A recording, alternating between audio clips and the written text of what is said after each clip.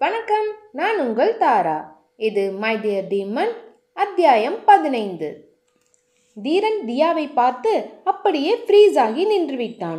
அங்கு Diya long sleeve white டிஷர்ட்டுடன் olive green ஸ்கர்ட்டை அணிந்து ஒரு அழகான மல்டி கலர் ஸ்டோலை கழுத்தில் சுற்றியபடி அளவான மேக்கப்புடன் ஃப்ரீ ஹேரில் அட்டகாசமாக தயாராகி இருந்தாள். தியாவை பார்த்த தீரன் அவள் அழகில் மெய்மறந்து போய் அவளையே பார்த்து கொண்டிருக்க, குட் மார்னிங் தீரா என்று புன்னகைத்தாள் தியா. அவனுக்கு அவள் சொல்வது எதுவும் காதில் ஏறவில்லை.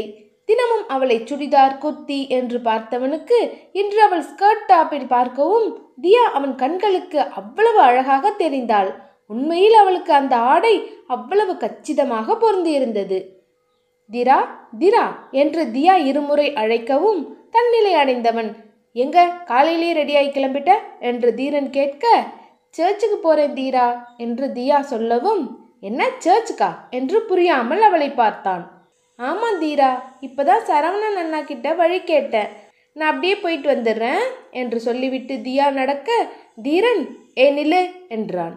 அவன் குரலை கேட்டு நின்ற தியா திரும்பி அவனை பார்த்து, என்ன தீரா என்று கேட்கவும் ஏதோ யோசித்தவன், ஒரு 10 minutes உட்காரு என்று சொல்லிவிட்டு தனது அறைக்கு ஓடியவன் 10 நிமிடத்தில் ஸ்டைலாக கேஷுவல் ட்ரெஸ்ஸில் தயாராகி கீழே வந்தான். அவனை பார்த்த தாத்தாவிற்கு இது தீரன் தானா என்று தோன்றியது. தீரன் கீழே வந்ததும், என்ன தீரா, நீ இந்த மாதிரி கேஷுவல் ட்ரெஸ் எல்லாம் போட மாட்டியே என்று தாத்தா கேட்க, இல்லை தாத்தா, அது யோசித்த தீரன், சர்ச்சுக்கு போக போறேன் அதான் என்றான். ஒன்றும் புரியாத தாத்தா, என்ன சர்ச்சுக்கா என்று குழப்பமாக கேட்க, அது தாத்தா, தியா தனியா போறாள்ல அதான் அவ கூட என்று உளறினான்.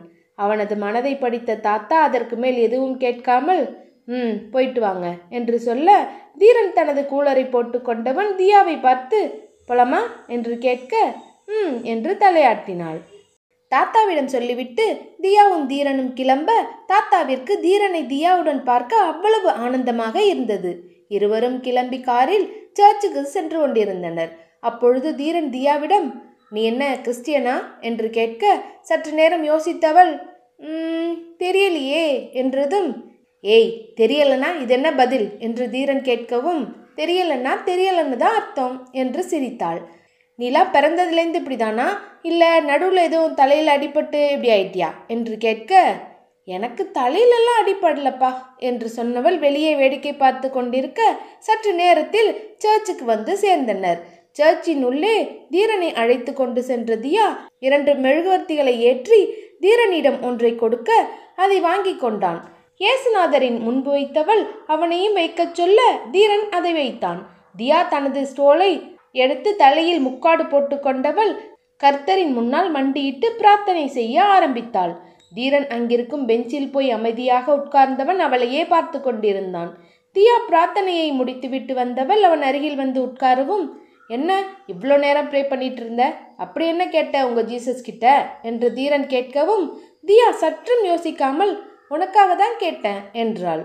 அவள் கண்களையே பார்த்த தீரன், எனக்காக நீ என்ன கேட்ட என்று தீரன் கேட்கவும், வேண்டுதல் எல்லாம் வெளியே சொல்லக்கூடாதுப்பா, அப்புறம் பலிக்காது என்று தியா சொல்ல மறுக்கவும் தீரன் அவளையே தான் பார்த்து கொண்டிருந்தான். சரி தீரா, நீ எதுவும் ஜீசஸ் கிட்ட கேட்கலையா என்று கேட்க, இல்லை என்று தலையாட்டினான். உனக்கு வேற எந்த சாமியை பிடிக்கும் என்று தியா கேட்க, மெலிதாக புன்னகைத்தவன், நான் சாமிலாம் கும்பிட மாட்டேன், அதிலெல்லாம் நம்பிக்கை இல்லை என்றான். ஓ என்றவள், சரிவா போலாம் என்று சொல்லி தியா முன்னே நடக்கவும் தீரன் அவள் பின்னாலேயே நடந்து வர, அப்பொழுது தியா என்று யாரோ அழைக்கவும் யாரது என்று திரும்பி பார்த்தாள். அங்கு வெண்ணிற உடை அணிந்த கன்னியாஸ்திரியை ஒருவர் புன்னகைத்து கொண்டு நிற்கவும் அவரை பார்த்த தியா ஓடி சென்று அவரை அணைத்து கொண்டாள். யார் அவர் என்று யோசித்து கொண்டே தீரனும் அங்கு செல்ல, தியாவிடம் அவர் நலம் விசாரித்து கொண்டிருந்தார்.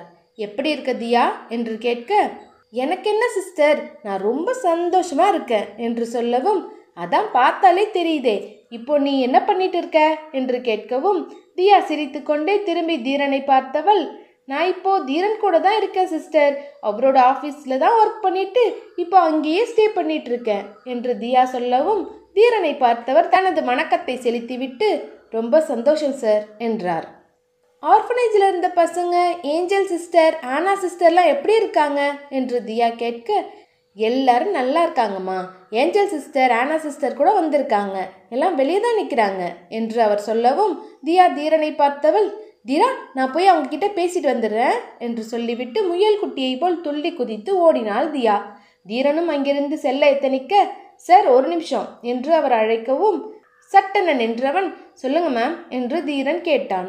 தீரனை பார்த்தவர், சார் நீங்கள் யார் எவருன்னு எனக்கு தெரியாது, ஆனால் தியாவை நீங்கள் தான் காப்பாற்றினீங்கன்னு கேள்விப்பட்டேன்.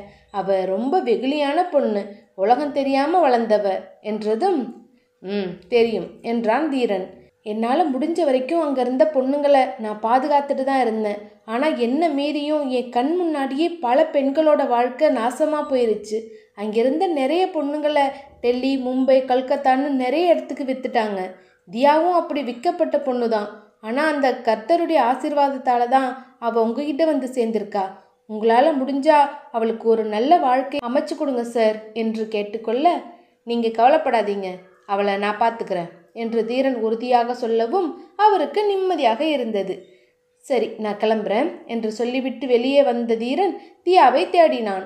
அவள் அங்கு இல்லாததை பார்த்தவன் எங்க போனா என்று யோசித்து கொண்டிருக்க, அங்க வந்த சிஸ்டர் என்னாச்சுங்க சார் என்று கேட்கவும், தியா எங்க போனான்னு தெரியல என்றதும் அங்கிருக்கும் சிஸ்டரை பார்த்து, எங்க சிஸ்டர் தியா உங்களை பார்க்க தான் வந்தா என்று கேட்டார். ஆமா சிஸ்டர், எங்ககிட்ட தான் வந்து பேசிட்டு இருந்தா. அதோ அங்க பாருங்க, அங்க பபிள்ஸ் வாங்கிட்டு இருக்காங்கல்ல, அங்க போயிட்டா என்று சொல்லி கை காட்ட தியா பபிள்ஸை விற்பவரிடம் பேசிக்கொண்டு நின்று கொண்டிருந்தாள்.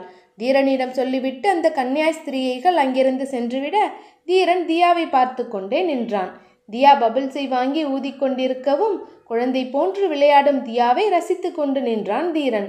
சற்று நேரத்தில் அந்த வழியாக வந்த ஒரு கார் தியாவை சட்டென இழுத்து உள்ளே போட்டு கொண்டு அங்கிருந்து பறந்தது.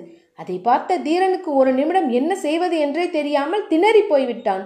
சற்று நேரத்தில் சுதாரித்தான் ஓடிச் சென்று தனது காரை எடுத்துக்கொண்டு தியாவை கடத்தி சென்ற காரை விரட்ட, அப்பொழுது தனது போனை எடுத்து சரவணனுக்கு தகவல் கொடுத்துவிட்டு அவர்களை விரட்ட ஆரம்பித்தான்.